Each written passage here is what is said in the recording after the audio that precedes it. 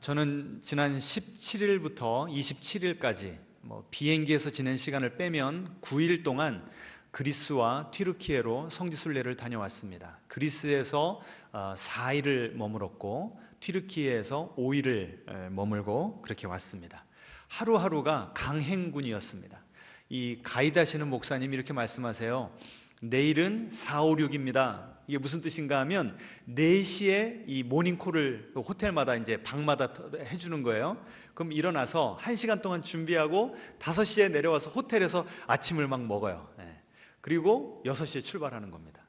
어떨 때는 4, 5, 6입니다. 어떨 때는 5, 6, 7입니다. 이렇게 그냥 정신없이 이렇게 돌아가면서 하루에 적어도 버스를 한 5, 6시간 그 정도 탔고 걸을 때도 많이 걸을 때는 한 15,000보 이상 거의 2만 보까지 걸어본 것 같습니다.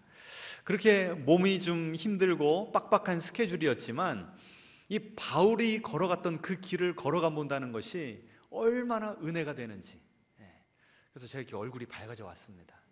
솔직히 조금 더 있다 오고 싶었습니다. 음식도 잘 맞지, 자연 경관에 그 모든 그 바울이 갔던 그 행적지를 돌아다니는데요, 이 가이드 하시는 목사님이 또 얼마나 은혜롭게 설교를 해주시는지, 영혼의 양식 먹죠, 눈이 즐겁죠, 또 맛있는 음식 먹죠. 그러니까 막 영혼이 막 살아나는 겁니다. 그래서 제가 이번에 다녀오면서 꼭 결심을 했습니다. 우리 성도님들 꼭 모시고 가야 되겠다. 아멘 좀 하세요.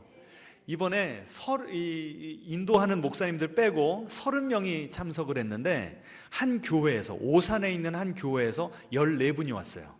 그러니까 목사님 4분 빼도 12분이 같이 오셨더라고요. 24시간을 같이 있으면서 먹고 즐기고 같이 은혜 받으면서 서로 친해지는데요, 너무나 배가 아프고 부럽더라고요. 우리 교회라고 못할 거 있습니까? 아멘 좀 하셔야죠. 그래서 이번에는 저는 그 바울이 다녀온 길을 걸어갔다 왔습니다만, 우리 교회가 먼저 가는 건 아마 이 이스라엘 성지순례를 좀 먼저 가야 되지 않을까 싶습니다. 그래서 여러분, 아예 버킷리스트로 처음에는 이스라엘 성지순례, 그 다음에는 이 그리스와 튀르키예 성지순례, 이 2가지는 꼭 가야 되겠다 버킷리스트에 써놓으시고 이번 달부터 적금 부으시기 바랍니다. 아멘 좀 하세요. 그래서 우리 미리 1년, 2년씩 준비해서 꼭 갔으면 좋겠습니다. 자, 이번에 제가 많은 곳을 돌아다니고 왔는데요, 그 인도하시는 강신덕 목사님이 첫날부터 이런 말씀을 하세요.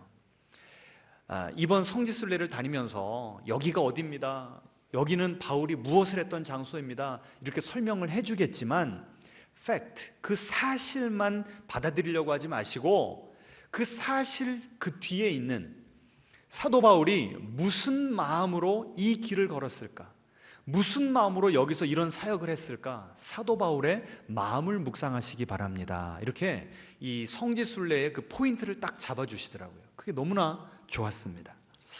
여러분, 한 인간이 어떤 족적을 남겼는가, 어떤 길을 걸어갔는가를 잘 살펴보면 그 길에 뭐가 드러나죠? 그 사람이 무엇을 중요하게 생각했는지 가치관도 드러나고, 그 사람의 인생이 어디를 향하고 있었는지 그 인생의 표대가 드러나고, 그 사람의 소망, 열망, 이 모든 것들이 다 그 사람이 걸어간 길에 드러나기 마련인 것입니다. 그래서 이번에 저는 이 바울의 길을 걸어가면서 바울의 마음을 깨닫게 되었고, 그 바울의 마음을 통해서 하나님께서 저의 마음 가운데 위로도 주시고 도전도 주시고 하여튼 큰 은혜를 받았습니다. 원래 바울은 그가 가던 길은요, 성공이 보장된 길이었습니다. 스펙도 좋았죠, 열심도 있었죠, 로마 시민권자였죠. 그의 마음 가운데는 내가 누구보다도 하나님을 더 잘 알고 나는 누구보다도 하나님을 잘 믿는 사람이다, 지나친 확신에 차 있었어요. 그래서 다메섹으로 가는 그 길 가운데 예수님께서 만나 주셨습니다. 예수님이 그 사울을 만나셔서 뭐라고 말씀하셨죠?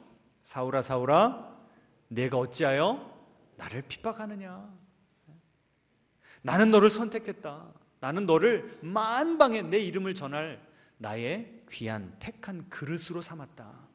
그 음성을 듣고 사도 바울은 완전히 그의 인생이 뒤집어졌습니다. 그럼 한번 PPT 좀 보여주시겠습니까?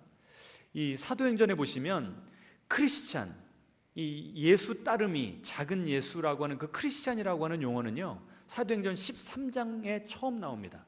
그 전에는 예수님 믿는 사람들을 뭐라고 불렀을까요? 써놨잖아요. 뭐라고 불렀어요?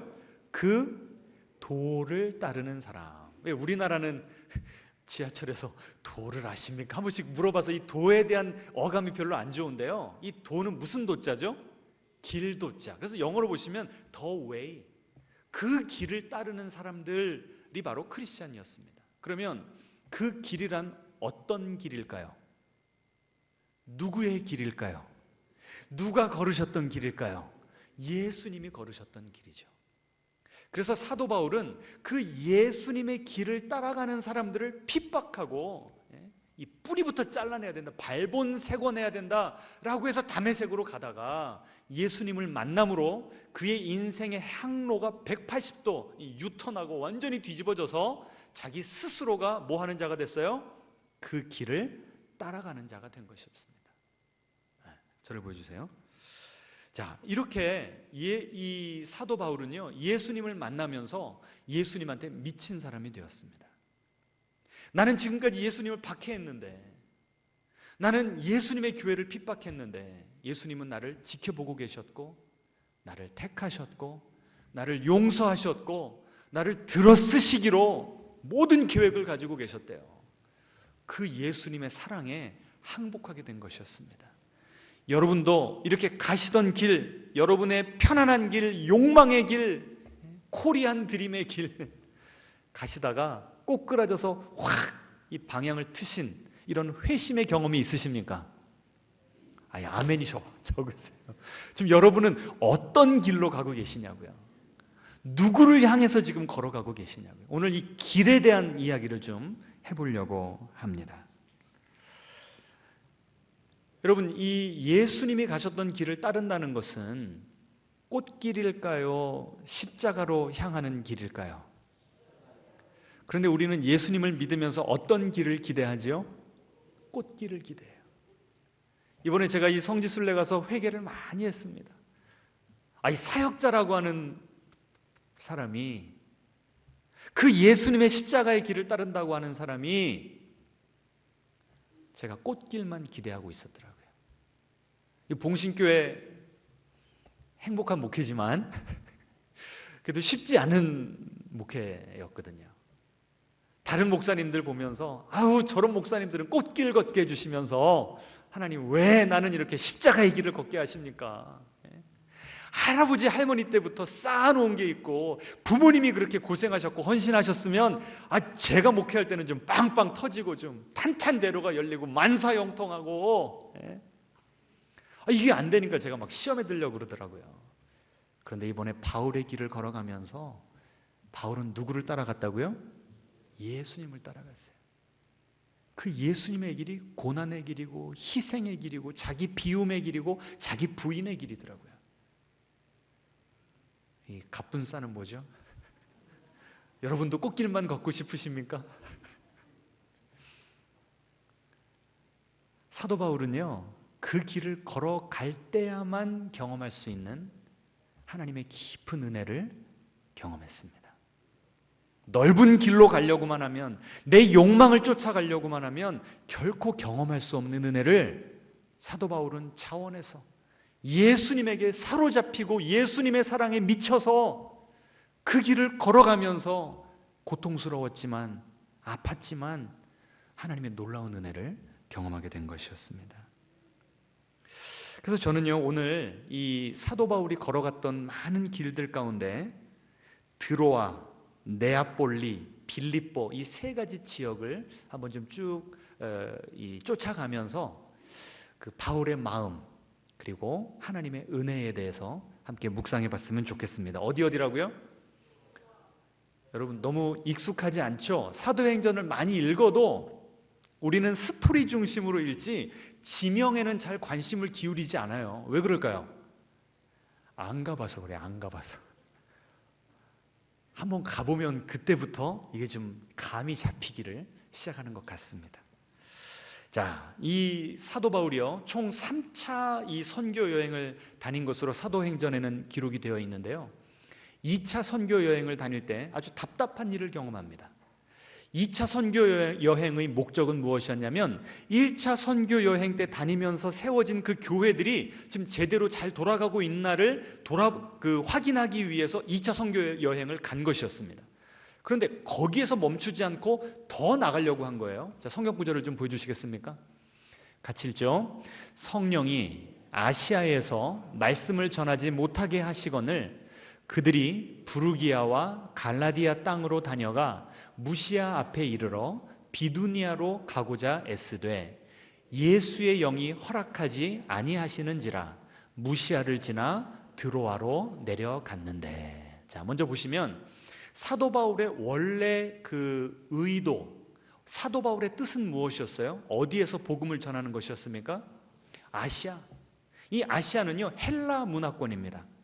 바울이 헬라 문화권에서 자라고 교육을 받았기 때문에 익숙해요. 헬라 철학을 공부했기 때문에 변증학도 잘하고요, 아주 자신 있게 복음을 전할 수 있는 이 홈그라운드가 아시아였어요. 그런데 성령님이 뭘 막으셨다고요? 내가 제일 복음을 잘 전할 수 있는 아시아에서 복음 전하는 것을 막으셨대요. 그래서 그럼 어떻게 하지 하다가 부르기아도 가고 갈라디아 땅도 갔는데, 거기에서 사역하려고 갔는데 다녀가, 영어로 하면 그냥 패스, 지나게 하셨대요. 거기서는 누구에게도 복음을 전하지 않게 하시고 그냥 그 여행만 힘들게 그냥 지나가게만 하셨대요.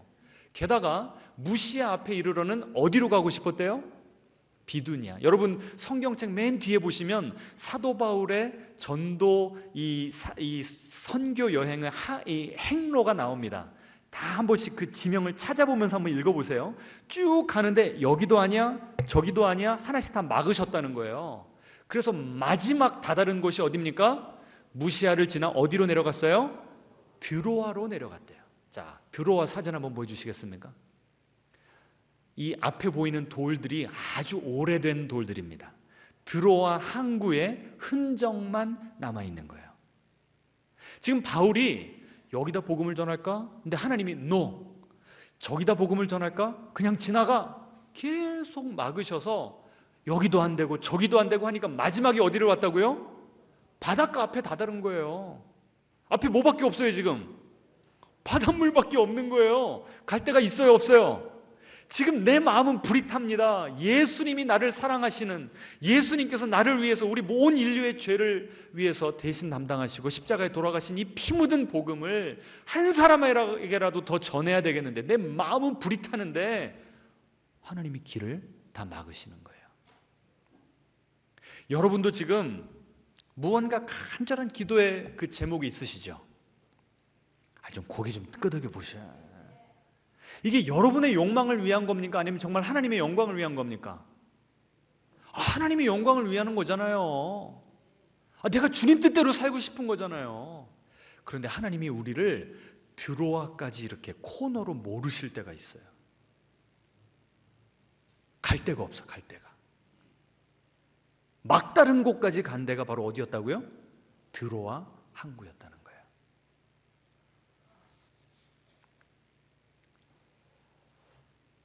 그 인도하시는 목사님께서 그래요. 이 성경책만 보면 뭐 어디 가다가 그냥 지나갔고 어디 가니까 하나님이 막으셨고, 지금 우리가 이거 읽는데 얼마 걸렸어요? 몇 초 안 걸렸죠. 그런데 사도 바울은 그 지역을 다 돌아다니면서 계속 하나님께서 길을 막으시는 거를 몇 달이나 경험했는지 모른다는 거예요. 그 다음에 마지막 다다른 곳이 어디였다고요? 드로아. 그 목사님이 우리에게 이렇게 물어보시더라고요. 이 사도 바울이 드로아에 도착하자마자 하나님께서 너 그 다음 지역 어디로 가라 이렇게 말씀하셨을 거냐고 물어보시더라고요. 그 목사님이 그러세요. 제가 경험한 하나님은 5G 하나님이 아니더라고요. 지금 와 닿으세요? 3G도 아니더라는 거. 하나님은 옛날 다이얼 돌리는 전화기, 그렇게 전화 걸어도 받지도 않으시는 분, 그런 하나님이시더라는 거예요. 여러분 사도 바울도 그 드로아에 도착했을 때 하나님의 인도하심을 곧바로 받은 것이 아닌 거예요. 너무나 답답해요. 아니, 내가 나 혼자 무슨 편하게 잘 먹고 잘 살겠다는 것도 아니고 주님께서 주신 사명 감당하려고 하는데 왜 이렇게 길이 안 열립니까? 여러분, 성경을 읽으면 그냥 훅 훑고 지나가는데 그 드로아 항구 앞에 딱 서 있으니까요, 사도 바울의 답답한 심정이 느껴졌어요. 사도 바울의 탄식 소리가 제 귀에 들리더라고요. 왜 그랬을까요? 사도 바울의 마음이 바로 저의 마음이었거든요. 많은 성도님들, 많은 선교사님들, 목사님들 같이 가셨는데 다 공감했어요. 하나님이 왜 그러시는지 몰라. 그런데 우리를 드로아까지 밀어붙이실 때가 있어요. 우리는요, 그게 싫어요. 하나님께서 그 전에 빨리빨리 응답해 주셨으면 좋겠어요. 내가 어디로 가려고 그러면 미리 그냥 문을 착착착 열어주셨으면 좋겠어요. 솔직히 그래요, 안 그래요? 근데 하나님이 사면초가로 우리를 밀어넣으실 때가 있다니까요. 뭘 보시려고 그러실까요? 따라해 보겠습니다. 포기하지 맙시다. 앞뒤자로 인사하겠습니다. 기도로 돌파합시다. 지금 이 사도 바울에게 전투력을 막 길러주시는 거예요. 여러분, 쉽게 풀어주면요, 내 영혼이 그만큼 비대해져 버려요. 영혼에 지방이 껴요. 근데 하나님이 막 우리를 들들 볶고 달달 볶으셔. 막 아무리 해도 길이 안 열려. 그러면 하나님이 길을 닫으시면, 문을 닫아버리시면 열 수 있는 분도 누구밖에 없어요? 하나님밖에 없죠. 그럼 누구랑 싸워야, 누구랑 씨름해서 이겨야 되겠어요? 야곱처럼 하나님과 씨름해야죠. 사도 바울이 끝까지 하나님을 물고 늘어진 거예요. 뭐 하면서? 기도하면서. 그렇게 기도할 때, 그 다음 구절이요, 같이 읽겠습니다. 밤에 환상이 바울에게 보이니 마게도냐 사람 하나가 서서 그에게 청하여 이르되 마게도냐로 건너와서 우리를 도우라 하거늘. 그렇게 오래 기도하고 그렇게 오래 기다렸더니 결국 하나님께서 뭘 보여주셨어요? 환상을 보여주셨어요. 나아갈 길을 보여주셨습니다. 여러분, 우리는 여기까지 가지 않는다니까요. 미리 포기해버려요. 미리 내 생각과 내 경험을 가지고 내 판단대로 내 결정을 해버려요. 그러니까 하나님의 이런 놀라운 인도하심을 경험하지 못할 때가 많다는 거예요. 여러분, 도전이 되십니까? 그 목사님이 그러시더라고요. 끝자락까지 간 사람들에게 하나님께서는 그 다음 스텝을 인도하십니다. 앞뒤자로 인사하겠습니다. 끝자락까지 가봅시다. 그런 사람들에게 하나님은 그 다음 스텝을 열어 보여주시는 거예요. 어디로 가래요? 마게도냐 사람이 우리에게 좀 와주십시오. 간절히 요구를 하더래요. 아까 그 사진 다시 보여주시겠습니까? 자, 이 드로아 항구, 여기가 지금 튀르키예 땅이에요. 그런데 저 뒤에 보시면 이게 좀 대륙이 보이십니까? 땅이 보이세요? 거기가 네아폴리, 그 다음에 빌립보가 있는 유럽입니다. 거기가 그리스 땅이에요. 사도 바울은 그 바다 앞에 섰을 때 나는 더 이상 갈 데가 없어. 어떻게 하나님께서 어쩌자고 나를 이렇게 인도하시지? 좌절할 수밖에 없었을 것이나 하나님께서는 사도 바울을 향한 어떤 계획을 가지고 계셨던 거예요? 이 바다가 장애물이 아니라 뭐예요? 다리 역할, 가교 역할을 해서 예수님의 피 묻은 복음이 아시아라고 하는 변방에만 머물러 있는 것이 아니라 그리스와 유럽, 로마 제국 한복판을 향해 가라고 하나님께서 새로운 길을 열어주셨던 겁니다. 어떤 사람들에게 이런 길이 열린다고요? 포기하지 않고 끝까지 기도하며 매달리는 자들. 제가 얼마나 은혜를 받았는지. 목회를 이렇게 해도 잘 안 되는 것 같고 저렇게 해도 잘 안 되는 것 같고. 사도 바울의 심정이 제 심정이었어요. 근데 저는 그렇게 끝까지 매달리지를 못했던 것 같아요. 그 강 목사님도 그러세요. 제 인생의 모토가 작심삼일입니다. 제가 막내 아들로 커가지고 의지박약입니다. 그러니까 성도님들 다 웃으시더라고요. 솔직히 저도 좀 나약했던 것 같아요. 그래서 이번에 아주 제가 일을 가려고 한번 기도로 돌파해 보려고 합니다. 여러분 새해에 같이 이 기도로 장애물을 돌파하며 하나님께서 주시는 새로운 비전과 능력을 부여받는 여러분 되시기를 주님의 이름으로 축원합니다. 자, 이렇게 하나님께서 새로운 길을 열어주셨습니다. 기도할 때, 끝까지 버텼을 때, 그 다음에 새로운 비전만 주신 것이 아니라 두 번째로 그 다음 구절 보여주시면 같이 읽죠. 바울이 그 환상을 보았을 때 우리가 곧 마게도냐로 떠나기를 힘쓰니. 자, 환상을 받자마자, 하나님의 이 비전을 받자마자 곧바로 실행에 옮겨서 배 타고 떠났다는 거예요. 그런데 주어가 바울이 아니라 누구예요? 우리가 누굴까요? 지금까지는요 주어가 바울이었어요. 그런데 유독 이 16장 10절에서부터 그 다음부터는 주어가 우리로 나와요. 다시 말하면 팀 사역을 했다는 겁니다. 지금까지는 바울 혼자 다녔는데 그 뒤로는 지금 이 순간부터는 하나님께서 기도할 때 디모데를 붙여주시고 실라를 붙여주시고 누가를 보내주셔서 그 힘든 십자가의 길, 희생의 길, 헌신의 길을 혼자 걷는 것이 아니라 옆에 이 믿음의 동지들과 같이 걷게 하셨어요. 앞뒤 좌우로 우리 손 좀 잡고 같이 인사합시다. 이 길을 같이 걸어갑시다. 다시 한번 인사하실 때 같이 걸으면 완주할 수 있습니다. 게다가 꿈을 주셨고 비전을 주셨고 이 동지들을 주셨고 그 다음에 세 번째로 그 다음 구절이요 3차 여행 때 드로아를 다시 갑니다. 예루살렘으로 돌아가는 길에 드로아에 들리는데 같이 읽죠. 그들은 먼저 가서 드로아에서 우리를 기다리더라. 이 그들은 사도 바울이 세운 제자들이에요. 제자들이 먼저 드로아에 가서 준비를 해놨대요. 계속 읽습니다. 우리는 그들에게 가서 이레를 머무니라. 그 주간의 첫날에 우리가 떡을 때려 하여 모였더니 바울이 강론할세. 여러분 주간의 첫날이 언제죠? 예? 크리스찬들에게 있어서 주간의 첫날은 언제예요? 예수님이 부활하신 주일이죠. 주일날 드로아에서 사람들이 모여서 떡을 떼고 사도 바울이 설교를 했대요. 그러면 드로아에 뭐가 생긴 거예요? 교회가 생긴 거죠. 믿음의 공동체가 생긴 거죠. 얼마나 은혜롭습니까? 나는 갈 데가 없어가지고 절망하고 좌절하고 주저앉은 그 자리인데 내가 끝까지 하나님 붙들고 기도했더니 하나님이 새로운 길을 열어주셨고 동역자들만 붙여주셨던 것이 아니라 내 눈물이 떨어진 그 자리에 하나님께서 뭘 세워주셨다고요? 교회를 세워주셨대요. 우리가 기도하면서 흘린 눈물 결코 헛되지 않음을 믿으시기 바랍니다. 우리 하나님께 이렇게 기도합시다. 주님 눈물을 주시옵소서. 지금 여러분이 앉아 계신 그 자리에 여러분은 눈물을 몇 방울이나 떨어뜨리셨어요? 우리 봉신교회가 어떻게 해야 더 흥왕하고 세워질 수 있을까요? 여러분 그 자리에 많은 눈물을 기도하시면서 흘리시기 바랍니다.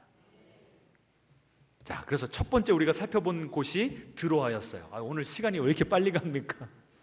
두 번째 살펴볼 곳은 드로아에서 이제 배를 탔잖아요. 그럼 어디로 가는가? 구절 보여주시겠습니까?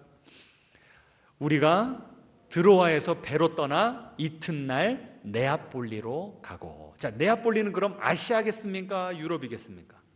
유럽. 그리스 땅. 가보니까요, 그리스의 항구고 거기에 이 네아폴리가 이미 유명한 관광지가 되어 있더라고요. 그리고 거기 가보시면 이 사도 바울이 복음을 들고 유럽으로 첫 발을 내딛었잖아요. 그래서 그것을 기념해서 교회가 하나 세워졌습니다. 이 교회입니다. 이 앞에 보이는 큰 돌 세 덩이 보이시죠? 그 돌이 한 2000년 전에 사도 바울이 있었던 때의 돌로 추정되는 것으로 그 기념교회 앞에 딱 갖다 놓은 거예요. 그 다음에 그 뒤에 그림 보이시죠? 확대해서 보여드리면, 더 확대해서 보여드리면 왼쪽 오른쪽 따로 나누어서, 왼쪽은 지금 누가 이렇게 누워있어요? 누굴까요? 후광이 비치는 사도 바울이죠. 사도 바울이 기도하는 가운데 누구를 본 거예요? 와서 우리를 도와달라. 누가 그랬다고 그랬어요? 마게도냐인. 근데 마게도냐인 딱 보니까 누구 비슷하게 생겼을까요? 맞추기가 좀 힘들죠. 동방정교회에서는 저 마게도냐인, 환상 가운데 나타난 마게도냐인을 알렉산더 대왕이라고 해석을 합니다. 참 재밌죠? 왜 그럴까요? 알렉산더 대왕의 고향이 마게도냐예요. 알렉산더 대왕이 세운 제국이 이 마게도냐에서부터 시작됐답니다. 그러니 마게도냐에서 우리 좀 와달라 하는 그 마게도냐의 대표적인 인물이 누군 거예요? 알렉산더 대왕입니다. 그래서 그렇게 성경을 해석해 놓고는 그 다음에요, 그래서 사도 바울이 첫 발을 내딛었는데 왼발을 먼저 내딛었을까요? 오른발을 먼저 내딛었을까요? 이거는 믿거나 말거나 상상입니다. 그래서 저 복음을 들고 사도 바울이 저 네아폴리라고 하는 곳에 첫 발을 내딛었기에 그 교회를 이제 세워놓은 겁니다. 자, 한번 그걸 묵상해 보세요. 사도 바울이 그 복음을 들고 감으로 유럽에서부터 이제 본격적으로 이 복음이 온 세계로 퍼져나가기를 시작했습니다. 지금 온 이 지구상에 있는 인류 가운데 크리스찬이 몇 명 되는 줄 알고 계세요? 26억 명입니다. 사도 바울이 유럽에 첫 발을 내디딜 때, 그래, 내가 이 첫 발을 내디디면 2000년 후에 26억 명이 되어 있을 거야, 이렇게 생각하고 내딛었을까요? 아닐 것 같아요. 나는 그저 하나님의 마음에 감동에 순종하는 마음으로 그 십자가의 길, 사명의 길을 걸었을 뿐인데 그 순종을 하나님께서 기쁘게 보셔서 많은 열매를 거두게 하신 겁니다. 한번 저는 그 장면을 생각을 해봤어요. 네아폴리라고 하는 그 항구에 배를 타고 딱 첫 발을 내딛었습니다. 군악대가 빰빠라밤 하면서 막 축하해 줬을까요? 어여쁜 여인들이나 어린아이들이 막 꽃다발 들고 와가지고 환영해 줬을까요? 아무도 나를 몰라. 그런데 나는 그 예수님의 피 묻은 복음을 들고 갔던 것 뿐이에요. 그곳에서 무슨 일이 펼쳐질지 나는 몰라요. 그런데 나는 나에게 주어진 길을 묵묵히 걸어갈 뿐인 것입니다. 이것이 우리 사명자들의, 우리 크리스찬들의 태도가 되어야 될 줄로 믿습니다. 마치 1969년에 닐 암스트롱이 발에다가 첫 발을 내딛었습니다. 그때 무슨 유명한 말을 했죠? 한 사람에게는 작은 발걸음이지만 인류에게는 위대한 도약이다, 이런 말을 했어요. 마찬가지로 사도 바울도 유럽에 첫 발을 내딛었을 때 다른 사람들이 볼 때는 하찮고 아무도 관심을 기울이지 않았지만 하나님의 관점에서 보고 이 2000년 기독교 역사의 관점에서 봤을 때는 뭐예요? 위대한 도약이었던 것입니다. 하나님도 여러분에게 지금 보내시는 네아폴리가 있어요. 첫 발을 내딛어야 돼요. 누가 오라고 한 것도 아니에요. 알아주지도 않는 그 길이에요. 하지만 하나님께서 여러분에게 맡기셨기 때문에 그 사명을 감당하기 위해서 첫 발을 내딛으면 그것이 여러분의 가문에, 우리 봉신교회의 위대한 도약이 될 줄로 믿습니다. 자, 두 군데 봤어요. 지금 첫 번째는 어디였다고요? 드로아. 그 다음에 드로아에서 배를 타고 유럽으로 넘어간 첫 항구가 어디라고요? 네아폴리. 그 다음에 세 번째 마지막이 빌립보입니다. 네아폴리라고 하는 항구에서 빌립보까지 어떻게 갔을까? 사진 한번 보여주시겠습니까? 제가 이걸 빼먹었네요. 이 유럽의 첫 발을 내딛은 저 역사적인 곳에서 저도 한번 첫 발을 내딛어야 되겠다 싶어서 2000년 전 돌 위에다가 발을 올려놓고 사진을 찍었습니다. 멋있죠? 여러분 다 한번 가셔서 이거 다 찍으셔야 돼. 자, 그 다음이요. 자, 사도 바울이요, 네아폴리에서 빌립보까지 어떻게 걸어갔을까? 저 길이요, 무슨 길이냐면 비아 에그나티아. 비아라고 하는 것은 비아, 이 길이라고 하는 라틴어입니다. 에그나티아 길. 여러분 이런 말 들어보셨죠? 모든 길은 로마로 통한다. 들어보셨어요? 로마가 그 넓은 땅덩어리를 잘 지배하기 위해서는 뭐가 필수였을까요? 좋은 길을 닦아놔야 되는 거예요. 무역도 해야 되고 군인들이 왔다 갔다 해야 되기 때문에 길들을 기가 막히게 닦아놨습니다. 저 길이요, 2000년이 넘은 길이에요. 그래서 딱 그 목사님이 사도 바울이 이 길 밟고 걸어갔습니다 한 거예요. 그래서 제가 저기서 딱 멋있게 포즈를 취하고 사진을 찍은 겁니다. 저 길 한번 걸어보셔야 되는데. 이 로마 이 포장도로, 이 비아 에그나티아가요 총 8만 킬로랍니다. 8만 킬로.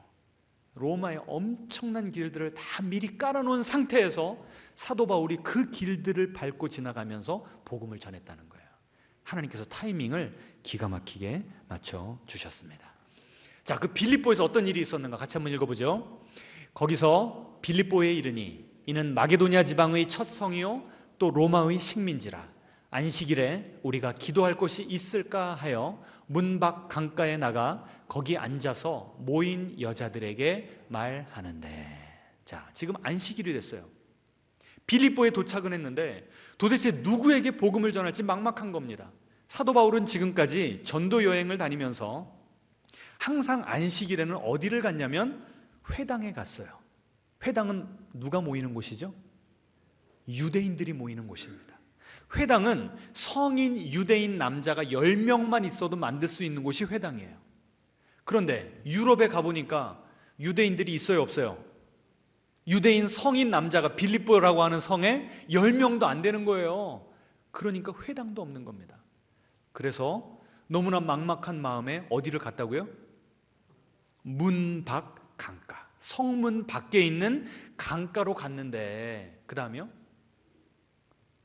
같이 읽죠. 두아디랴 시에 있는 자색 옷감 장사로서 하나님을 섬기는 루디아라 하는 한 여자가 말을 듣고 있을 때 주께서 그 마음을 열어 바울의 말을 따르게 하신지라. 누구를 만나게 하셨다고요?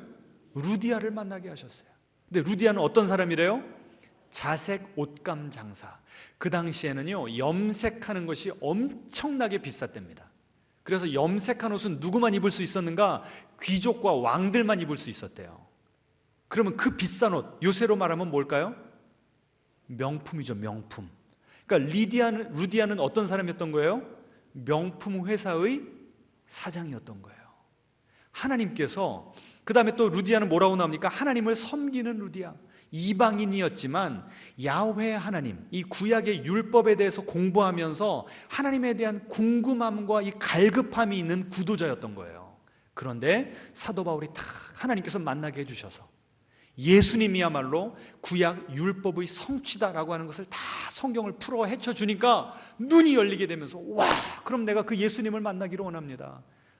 하나님이 루디아의 마음을 열어주셨어요. 그 다음에요, 그와 그 집이 다 세례를 받고 우리에게 청하여 이르되 내 집에 들어와 유하라 하고 강권하여 머물게 하니라. 여러분, 사도 바울이 나를 불러주는 사람 하나도 없고 어디를 가야 될지도 모르겠고 유대인들도 없는 그 척박한 이 영적인 불모지에 가서 얼마나 막막했겠습니까? 그런데 간절히 기도하는 가운데 하나님께서 누구를 만나게 하셨다고요? 근데 그 루디아가 예수님을 영접하고 세례까지 받았대요. 바울은 얼마나 기뻤을까요? 루디아도 그 예수님에 대해서 이 복음을 듣고서 이 기쁜 소식을 듣고 영이 막 새롭게 태어나니까 얼마나 감격했을까요? 그래서 이 장소로 추정되는 곳에 이 루디아 기념교회가 있습니다. 저희가 직접 찍은 거예요. 딱 지금 여행하기가 얼마나 좋은 때인지, 단풍이 기가 막히게 들어있고 춥지도 않고 덥지도 않고, 그 다음에 저 뒤쪽 가보시면요,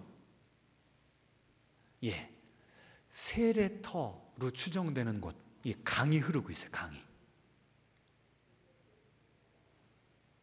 그래서 거기서 제가 이렇게 또 멋있게 포즈를 잡았습니다.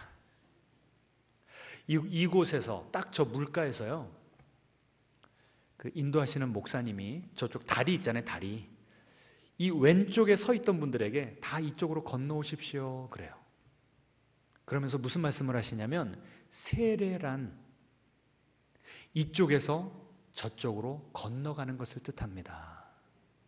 예수님을 모르던 시절에서 예수님을 알고 변화된 시절로 넘어가는 것을 뜻합니다. 루디아는 사도 바울을 만남으로 그렇게 제2의 새로운 인생을 살게 되었습니다. 그러면서 우리에게 이 질문을 하시는 거예요. 여러분은 누구에게 예수님에 대해서 소개받았습니까? 누가 여러분에게, 어떤 목사님이 여러분에게 세례를 주셨습니까? 그걸 물어보시는 거예요. 그런데 그 14명 같이 갔던 그 교회의 그 성도들 가운데 한 자매님이 계셨는데, 그분이 그 전날 이 전체 함께 참석한 분들 자기소개를 하는 시간에 이런 말을 하는 거예요. 저는 19살 소녀 시절에, 청년 시절에 우리 담임 목사님이 저를 전도하셔서 제가 우리 목사님에게 세례를 받았습니다. 29살에 우리 교회에 한 청년을 보내주셔서 그 청년과 결혼을 했습니다. 그리고 39살에 이번에 이렇게 성지순례를 오게 됐습니다. 이번에 이렇게 10년마다 하나님께서 놀라운 선물을 주시는데, 이 39살 때 내가 처음 예수님 만났을 때 그 첫사랑이 회복되기를 원합니다, 그 말을 했어요. 근데 그 다음날 루디아 교회에 와가지고 루디아가 세례받은 그 장면에 대해서 설명을 하시면서 누가 당신에게 세례를 주셨습니까? 딱 그 멘트를 던지자마자 제가 그 자매님을 딱 봤거든요. 저쪽 구석에서 벌써 질질 짜고 있는 거예요. 그때가 막 생각이 나니까 그분이, 그 성도님이 우는 모습을 보고 우리 다 같이 눈물을 흘렸거든요. 근데 그 담임 목사님이 그냥 뻘쭘하게 서 계시는 거예요. 그래서 제가 막 등을 밀면서 빨리 가서 허그해 주시라고. 그래서 이렇게 포근히 안아주시면서 그 루디아와 바울 사이에 있었던 그 복음의 감격이 참석했던 우리 모두에게 임했습니다. 여러분, 가보지 않으셔도 좀 생생하게 좀 느껴지시죠? 네, 여러분에게도 그 첫사랑의 감격이 회복되시기를 주님의 이름으로 축원합니다. 자, 한 사건만 더 있어서 제가 간단하게 말씀을 드릴게요. 그렇게 루디아가 회심을 했습니다. 그리고 나서 한 여성이, 소녀가 귀신이 들려서 쫓아냈는데 그 포주들이 더 이상 이 여인이 이 점을 못 보니까 고소하고 그 끌려가서 매질을 당하고 감옥에 들어가 버렸어요. 그래서 사도 바울이 그렇게 고통 가운데 뭐 했죠? 16장 25절에 찬송하고 기도를 했어요. 그랬더니 어떤 일이 벌어졌습니까? 지진이 일어나고 막 착고가 다 풀리고 감옥문이 열려버렸어요. 이 누구죠? 제일러를 뭐라고 그래요? 간수가 이제 나 죽었다고 자결하려고 하는데 우리 여기 있다 그러니까 막 데리고 가가지고 내가 어떻게 해야 구원을 얻으리까? 그러니까 유명한 말을 뭐라고 합니까? 주 예수를 믿으라, 그리하면 너와 내 집이 구원을 받으리라. 놀라운 사건이 벌어졌잖아요. 나는 고통스러운데, 나는 억울한데 내 고통을 통해서 누군가가 구원을 받는 거예요. 여러분, 이게 십자가의 원리입니다. 따라해 보겠습니다. 내 고통을 통해서 생명의 역사가 일어납니다. 하나님은 무슨 조화 속에 계신지 모르겠어. 나도 좀 편하고 상대방도 좀 좋으면 좋겠는데 꼭 내가 아픔을 통해서 그 사람이 구원을 받는데요. 그 구원의 원리를 다시 한번 보시면, 자 보세요. 바울과 실라가 깊은 옥, 그냥 옥이 아니고 가장 깊은 옥까지 떨어졌어요. 그랬는데 하나님에 대한 믿음을 잃지 않고 기도하고 찬양하고 하나님을 붙드니까 이 간수를 통해서 어떻게 했어요? 다시 데리고 나갔다. 그럼 다시 어디까지 올라온 거예요? 지상까지 올라온 거죠. 그리고 나서 이 간수가 구원을 받고 너무 좋으니까 집에다 모셨습니다. 뭐라고 나옵니까? 자기 집에 올라갔다. 여러분, 이 위치의 변화를 생각해 보세요. 사도 바울이 지상에 있다가 가장 깊은 감옥에 꼬꾸라 떨어졌어요. 내가 죄지어서 그런 건가요? 아니죠. 하나님의 복음, 그 사명을 감당하다가 그렇게 어려움에 처한 거예요. 그런데 그 가운데 믿음 잃지 않고 하나님 붙들고 기도했더니 어떻게 하셨다고요? 하나님이 그를 높여주셨어요. 이것이 바로 신앙의 법칙입니다. 하나님이 우리를 반드시 낮추세요. 우리를 수치의 자리, 고통의 자리로 우리를 낮추세요. 이해가 안 돼요. 그런데도 하나님 끝까지 붙들고, 오늘 계속 관통하는 주제죠. 이해되지 않는 하나님이지만 그 하나님의 선하심을 믿고 하나님 붙들면 하나님이 우리를 어떻게 해주신다고요? 높여주신대요. 이 놀라운 길, 바울이 경험했던 낮아졌다가 다시 높아지는 길, 누가 먼저 걸어가신 길이죠? 예수님. 그래서 이 빌립보에서 감옥에 있었던 그 일을 기억하면서 사도 바울이 예수님이 걸어갔던 길을 이렇게 표현합니다. 같이 읽어보죠. 그 다음에요. 아까도 거기서 스떡됐는데, 그 다음에요. 같이 읽죠. 너희 안에 이 마음을 품으라. 곧 그리스도 예수의 마음이니 그는 근본 하나님의 본체시나 하나님과 동등됨을 취할 것으로 여기지 아니하시고 오히려 사람들과 같이 되셨고 자기를 낮추시고 죽기까지 복종하셨으니 곧 십자가에 죽으심이라. 그 다음에요. 이러므로 하나님이 그를 지극히 높여 모든 이름 위에 뛰어난 이름을 주사 하늘에 있는 자들과 땅에 있는 자들과 땅 아래에 있는 자들로 모든 무릎을 예수의 이름에 꿇게 하시고 낮아지고 낮아지고 죽기까지 순종하고 복종하셨더니 어떻게 됐다고요? 하나님이 지극히 높여주셨대요. 여러분, 이것이 십자가의 길을 쫓아가는 모든 크리스찬 순례자들에게 하나님께서 예비하신 길인 줄 믿으시기 바랍니다. 자, 그 감옥 추정되는 곳이 이렇게 있습니다. 확대해서 보시면 바울의 이 감옥, Paul's prison 이렇게 써놨어요. 내부입니다. 사도 바울이 이렇게 수치스러운 자리까지 갔는데 하나님은 그를 지극히 높여주셨어요. 어떻게 할 수 있죠? 그를 지극히 높여주셨다는 것을 어떻게 할 수 있죠? 2000년이 지난 지금까지도 수많은 사람들이 누구의 길을 지금 쫓아가고 있어요? 바울의 길을 쫓아가고 있어요. 그를 기억하고 있습니다. 이번에 성지순례에 가면서요, 목사님들이 제일 많이 한 그 표현 중에 하나가 뭐냐면, 로마인들에게 있어서 가장 수치스러운 형벌은 내 존재가 잊혀지는 형벌이래요. 그래서 이 오스만 투르크인가요? 이 튀르키예 이슬람들이 왔을 때, 쳐들어왔을 때 이 로마의 흔적을 지워버리려고 아예 도시 하나를 그냥 내버려뒀대요. 완전히 그냥 다 폐허가 되도록. 그리고 새로운 곳에다가 도시를 건축했대요. 로마인들이 가장 싫어하고 두려워하는 게 그것이었으니까. 여러분, 우리도 호랑이는 죽어서 가죽을 남기고 사람은 죽어서 그러려고 우리가 이렇게 열심히 사는 거 아니에요. 그런데 진정한 이름을 남기려면 어디에 그 이름이 기록돼야 돼요? 하늘의 생명책에 기록돼야 돼요. 그 생명책에 기록되려면 어떤 길을 걸어가야 될까요? 십자가의 길을 걸어가야 됩니다. 그 길을 걸어갈 때 하나님의 놀라운 은혜와 축복이 우리에게 예비되어 있습니다. 오늘 본문 마지막으로 읽고 설교 마치도록 하겠습니다.